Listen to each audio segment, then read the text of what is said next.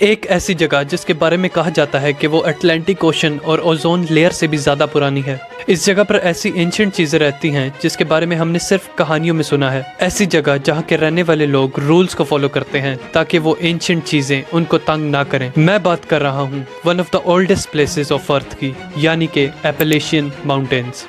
मेरा नाम है शायान अजीज़ और आज की वीडियो का टॉपिक है मिस्ट्रीज बिहाइंड एपेलेशियन माउंटेन्स।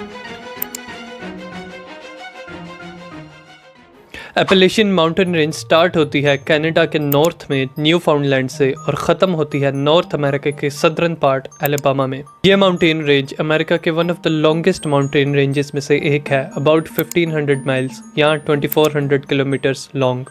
ये इतनी बड़ी माउंटेन रेंज है कि ये अमेरिका के 14 स्टेट्स से पास होती है। एपेलेशियन नाम आता है एपेलेशी नामी इंडिजिनस ट्राइब से, जो कि कई सालों से अमेरिका के सदर्न रीजन्स में रहा करते थे। कहानी कुछ ऐसे स्टार्ट होती है कि अर्ली 1500s में स्पेनिश एक्सप्लोरर्स आते हैं अमेरिका के सदर्न रीजन में और उनका इनकाउंटर होता है एपेलेशी ट्राइब के लोगों से। क्योंकि ये एपेलेशी लोग इन माउंटेन्स के आसपास रहा करते थे तो स्पेनिश लोगों ने इनका नाम यूज़ करना स्टार्ट कर दिया इन लैंड्स को रेफर करने के लिए।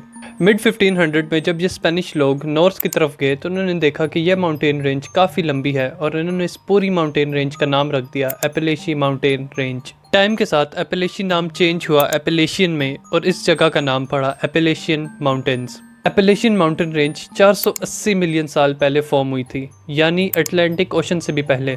यानी आज से 480 मिलियन साल पहले जब तमाम कॉन्टिनेंट्स मर्ज हो रहे थे पैंजिया के अंदर, तब नॉर्थ अमेरिकन प्लेट और अफ्रीकन प्लेट के कोलाइड होने की वजह से ये माउंटेन रेंज हमारे सामने आई। कहा जाता है कि यह माउंटेन रेंज हिमालय से भी ज़्यादा बड़ी थी, लेकिन पैंजिया के ब्रेक होने की वजह से यहाँ पर इरोजन स्टार्ट होगी, जिसकी वजह से ये हाइट में छोटे होने लगे और आज अपनी करंट हाइट में पहुंचे। एपेलेशियन माउंटेन्स के बारे में कहा जाता है कि इन्होंने अर्थ की पूरी हिस्ट्री देखी है, लेकिन ये माउंटेन्स अपनी हिस्ट्री की वजह से नहीं बल्कि इनके अंदर रहने वाली अजीब चीज़ों की वजह से मशहूर हैं।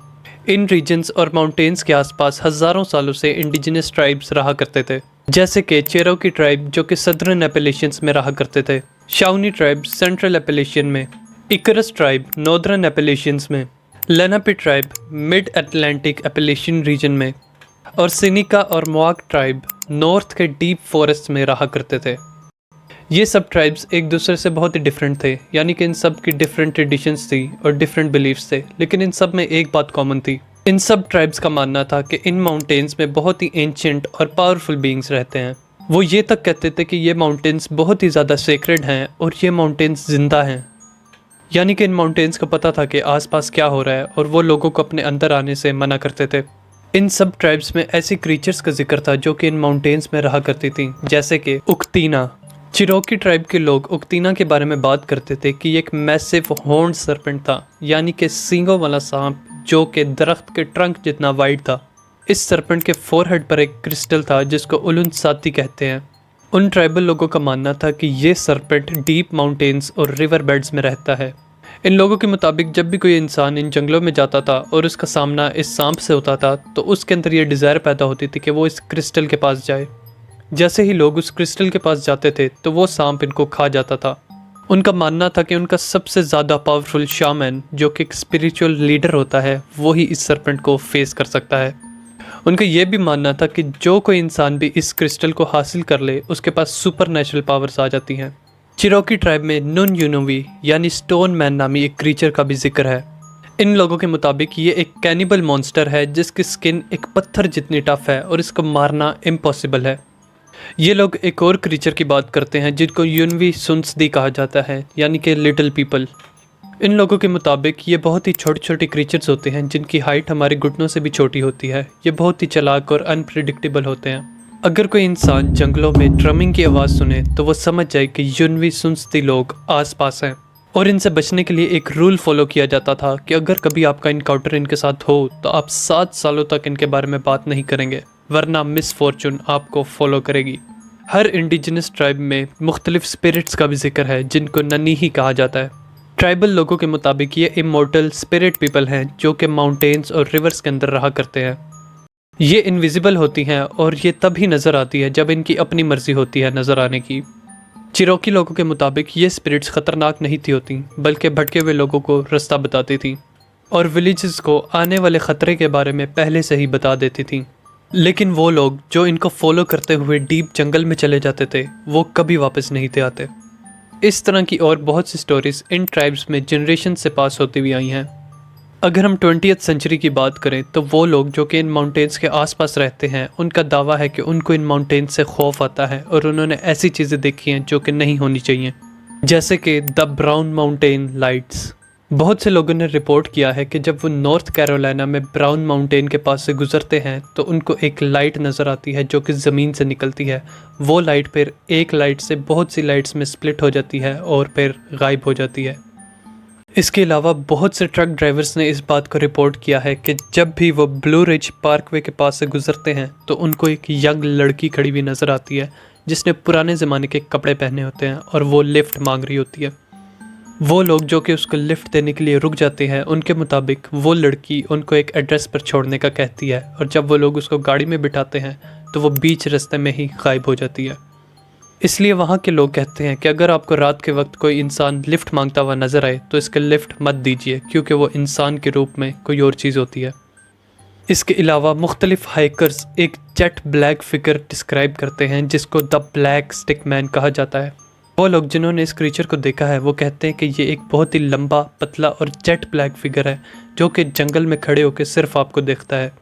इसके अलावा और भी बहुत सी सेटिंग्स का जिक्र लोग करते रहते हैं। एपेलेशिया में रहने वाले लोग बहुत से रूल्स को फॉलो करते हैं और उनका मानना है कि अगर आप इन रूल्स को फॉलो करें तो आप सेफ रहेंगे, जैसे कि never go in the mountains after the dark, यानी कि सूरज डूबने के बाद अगर आप घर से बाहर जाते हैं तो जो आपके साथ होगा उसके ज़िम्मेदार आप खुद होंगे। ये लोग कहते हैं कि आपको कभी भी दिन हो या रात हो अकेले इन माउंटेन्स में नहीं जाना चाहिए। आपके साथ कम से कम 2 या 3 लोग लाजमी होने चाहिए। अगर आपको लगता है कि जंगल से आपको कोई आवाज़ आई है या किसी ने आपका नाम लिया है तो आपने उस आवाज़ को फॉलो नहीं करना और वहाँ से फ़ौरन निकलना है। और कुछ भी हो जाए आपने उस आवाज़ को रिस्पॉन्स नहीं देना, वरना उसके ज़िम्मेदार आप खुद होंगे। कई लोग कहते हैं कि आपको रात के वक्त माउंटेन्स की तरफ सर कर नहीं सोना चाहिए। बहुत से लोग कहते हैं कि आपको एपेलेशिया में रात के वक्त विसल नहीं करनी चाहिए, यानी सीटी नहीं बजानी चाहिए, क्योंकि इससे आप ऐसी चीज़ों को इन्वाइट करते हैं जो कि आपको नुकसान पहुँचाएंगी। इसके अलावा अगर आप एपेलेशियन ट्रेल पर जाते हैं और जंगल एकदम से साइलेंट हो जाता है, यानी किसी परिंदे की आवाज़ भी नहीं आती, तो वहाँ से फ़ौरन निकलें। अगर कोई आधी रात को आपका दरवाज़ा बजाता है तो आपने उसका जवाब नहीं देना।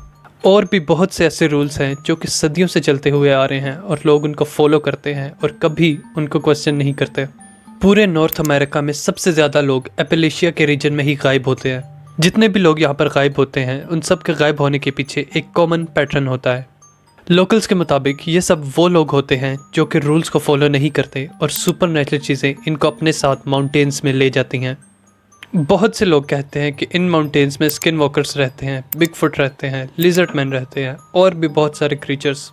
लेकिन क्या वाकई में ही ऐसी चीज़ें इन माउंटेन्स में रहती हैं या सिर्फ लोगों ने बातें बनाई हुई हैं? चलिए देखते हैं कि साइंस इस बारे में क्या कहती है। साइंटिस्ट के मुताबिक ये माउंटेन्स ह्यूमन ब्रेन को अफेक्ट करती हैं। एपेलेशियन माउंटेन्स हाई लेवल्स पर इंफ्रारेड साउंड्स प्रोड्यूस करती हैं जिनकी फ्रीक्वेंसी 20 हर्ट्ज से भी कम होती है, यानी कि इंसान इन साउंड्स को नहीं सुन सकते। इन इंफ्रारेड साउंड्स की वजह से ही लोगों को अनईजी वाली फीलिंग आती है और उनको लगता है कि कोई उनको देख रहा है। अगर कोई इंसान ज़्यादा देर तक इन साउंड्स के एक्सपोजर में रहता है तो उसको विजुअल हेलुसिनेशंस होते हैं, यानी वो चीज़ें नज़र आती हैं जो कि असल में नहीं होती। और ये इंफ्रारेड साउंड्स कोई थ्योरी नहीं बल्कि एक कन्फर्म्ड फिनोमिना है। पीछे वीडियो में हमने बात की कि कैसे लोगों को ज़मीन से लाइट निकलती हुई नज़र आती है। इसके पीछे भी एक साइंटिफिक प्रोसेस है जिसको पीजो इलेक्ट्रिक इफेक्ट कहा जाता है। दरअसल दुनिया में मुख्तलिफ जगहों पर ज़मीन के नीचे क्रिस्टलाइन रॉक्स मौजूद होते हैं जो कि टेक्टोनिक प्रेशर की वजह से इलेक्ट्रोमैग्नेटिक एनर्जी रिलीज़ करते हैं। अब चूँकि एपेलेशियन माउंटेन्स बहुत ही ज़्यादा पुराने हैं जिसकी वजह से यहाँ पर बहुत ही ज़्यादा क्रिस्टलाइन रॉक्स मौजूद हैं जो कि इलेक्ट्रोमैग्नेटिक वेव्स इमिट करते हैं, जिसकी वजह से अक्सर सरफेस पर विजिबल लाइट नज़र आती है, लेकिन लोगों को लगता है कि ये कोई स्पिरिट है जो कि ज़मीन से निकल रही है। और अगर हम बात करें लोगों के गायब होने की तो इसके पीछे सर्वाइवल साइकोलॉजिस्ट एक फिनोमिना को एक्सप्लेन करते हैं जिसको हम कहते हैं वुड्स शॉक। ये एक ऐसा फिनोमिना है जो कि वो लोग एक्सपीरियंस करते हैं जो जंगल में रास्ता भूल जाते हैं। उनका दिमाग पैनिक कर जाता है और उनको कुछ समझ नहीं आती और वो बस उस जगह से भागने की कोशिश करते हैं। अब चूँकि उनके दिमाग में ये चीज़ भी चल रही होती है कि यहाँ पर तो पहले ही बहुत लोग गायब हो जाते हैं, इस वजह से वो ट्रैक से दूर भागते हैं और इवेंचुअली गायब हो जाते हैं। ये चीज़ सिर्फ इसी जगह पर नहीं बल्कि पूरी दुनिया में होती है, और सिर्फ आम लोग नहीं बल्कि प्रोफेशनल्स भी इस फिनोमेनन को एक्सपीरियंस करते हैं। लास्टली हम बात करते हैं उन क्रीचर्स की जो कि मुख्तलिफ लोगों ने देखे। साइंस इस बारे में यह कहती है कि एपेलेशियन माउंटेन्स दुनिया का one of the most biodiverse खित्ता है। यहाँ पर ऐसी स्पीशीज़ हो सकती हैं जो कि अभी तक अनडिस्कवर्ड हैं, और शायद से लोगों ने इन्हीं अनडिस्कवर्ड स्पीशीज़ को देखा हो। अगर हम ह्यूमन साइकोलॉजी की बात करें तो इंसानों की यह आदत है कि वो पुरानी चीज़ों को सुपरनेचुरल चीज़ों से जोड़ देते हैं। जैसे कि अगर कोई घर बहुत ही टाइम से खाली हो तो इसके बारे में यह नैरेटिव फैल जाता है कि यहाँ नहीं जाना, यहाँ पर भूत होंगे।